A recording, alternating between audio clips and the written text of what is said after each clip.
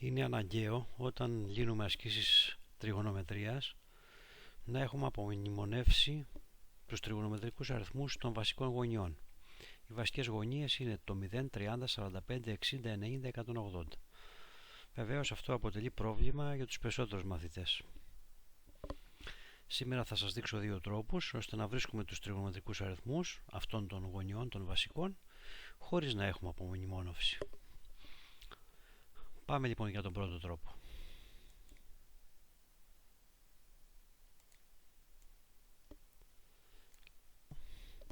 Είναι αναγκαίο εδώ να έχουμε το αριστερό μας χέρι ανοιχτό, να αντιστοιχίσουμε κάθε δάχτυλο με μία γωνία. Ο αντίχειρας κάτω-κάτω λοιπόν είναι 0 μοίρες, ο δείχτης 30, 45, 60 και 90 τα υπόλοιπα δάχτυλα.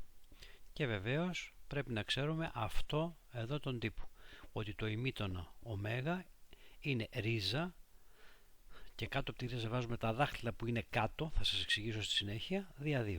Πάμε να βρούμε λοιπόν τους τριγωνομετρικούς αριθμούς αυτών των γωνιών. Αρχίζουμε από το ημίτονο των 90. Τυχαία αρχίζω. Σύμφωνα με τον τύπο εδώ θα είναι ρίζα, δάχτυλα κάτω. Άρα πάμε στο 90 να δούμε πόσα δάχτυλα είναι από κάτω. Είναι 1, 2, 3, 4 δάχτυλα. Άρα είναι ρίζα 4 και από κάτω βεβαίως παρομαστεί στο 2.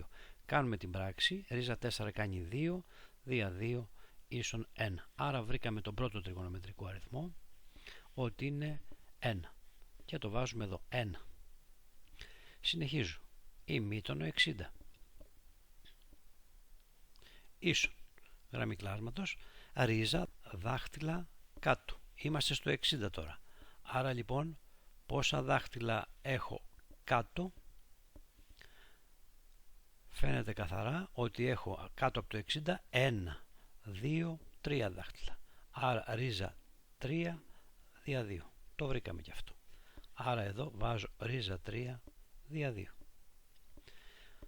Πάμε για το ημίτονο 45. Ίσον. Πάμε γραμμή κλάσματος. Πάνω ρίζα. Το 45 βρίσκεται εδώ. Πόσα δάχτυλα έχω κάτω?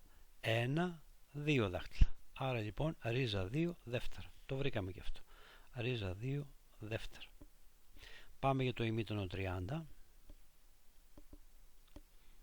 Είναι τι? Ρίζα. Πάμε. Πόσα δάχτυλα το 30 έχει από κάτω? 1. Άρα ρίζα 1 δια 2. Το ρίζα 1 είναι 1 δεύτερο. Βρήκαμε λοιπόν 1 δεύτερο.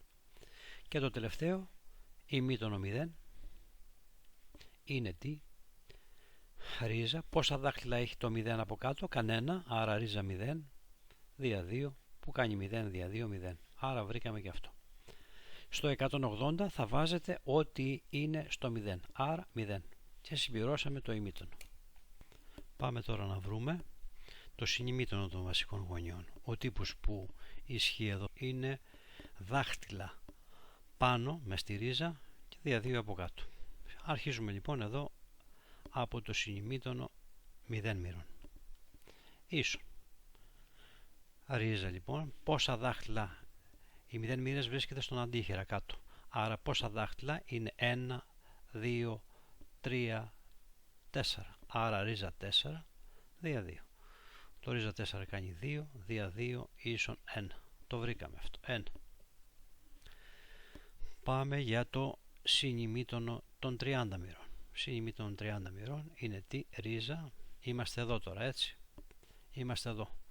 Πόσα δάχτυλα είναι πάνω? 1, 2, 3 δάχτυλα. Άρα ρίζα 3 δια 2. Αυτό μένει όπως είναι. Δεν έχει πράξη. Ρίζα 3 δια 2. Το συνημίτονο των 45 μοίρων. Οι 45 μοίρες βρίσκονται εδώ. Άρα πόσα δάχτυλα είναι πάνω? 1, 2. Άρα ρίζα 2 δια 2. Έτοιμο. Ρίζα 2 δια 2. Οι 60 μοίρες. Συνημίτονο 60 μοίρων. Είναι πόσο?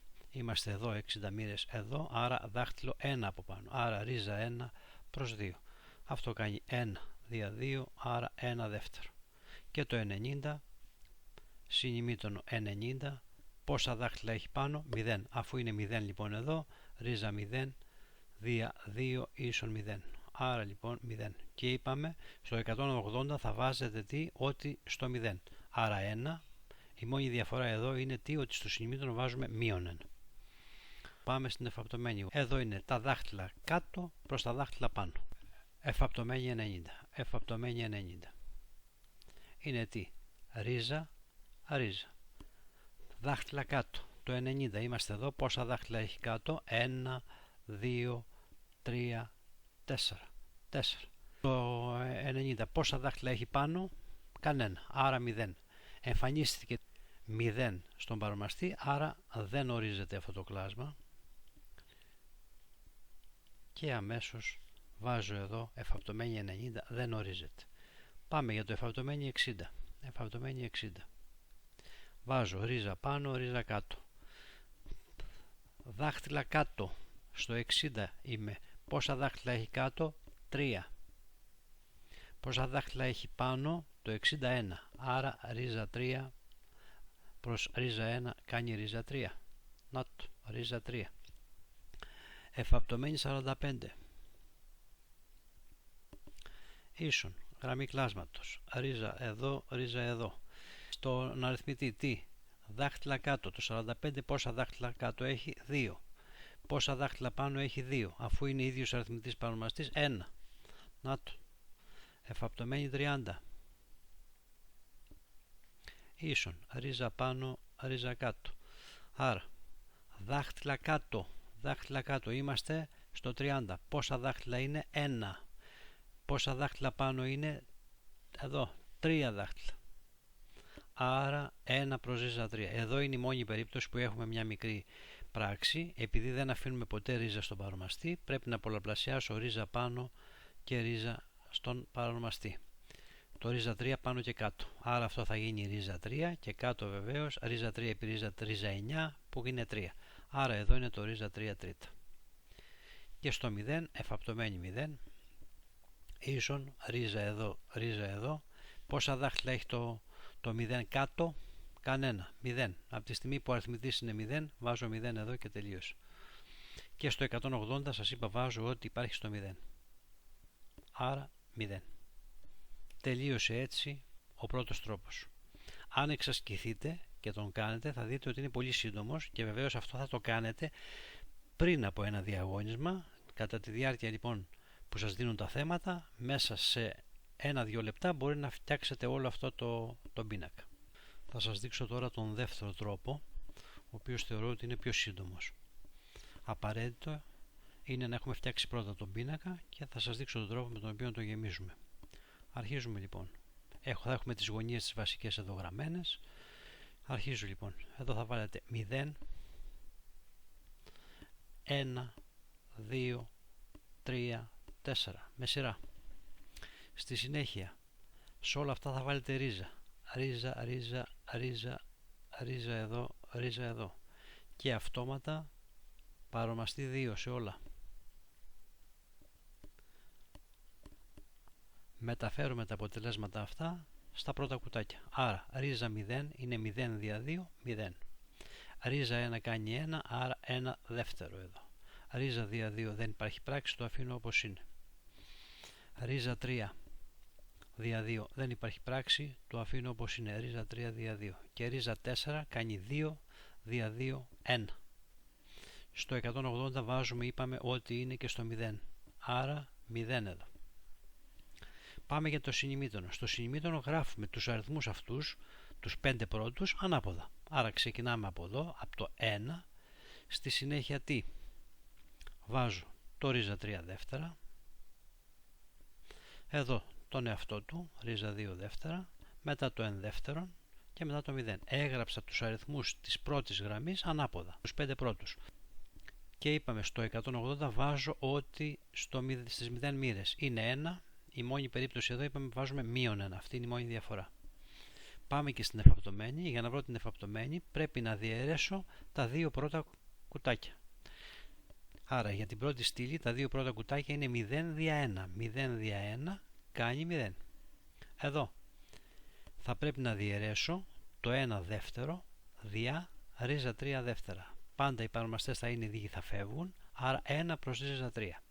το 1 προς ρίζα 3 σας είχα πει ότι με τη διαδικασία ότι πολλαπλασιάζω πάνω και κάτω με το ρίζα 3 για να μην έχω άρρητο παρονομαστή, θα έχω ρίζα 3 και κάτω ρίζα 3, άρα ρίζα 9 που κάνει 3.